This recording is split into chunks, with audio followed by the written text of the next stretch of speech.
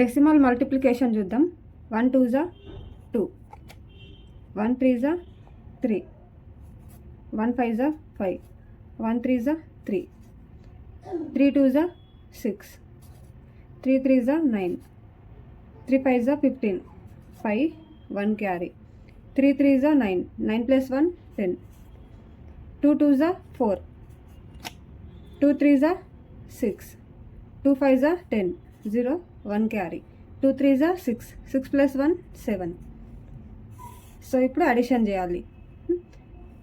2, 6 plus 3 9, 5 plus 9 14, 18, 8 1 carry, 4 9, 9 plus 6 15, 5 1 carry 1.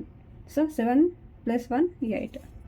So ఇప్పుడు ఏం చేయాలంటే డెసిమల్ పాయింట్ పక్కన మనకు నంబర్స్ చూసుకోవాలి. 1 2 3 4 5 కదా, ఇది 1 2 3 4 5.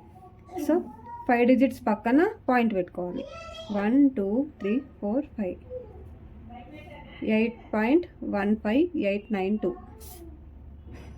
ఓకేనా?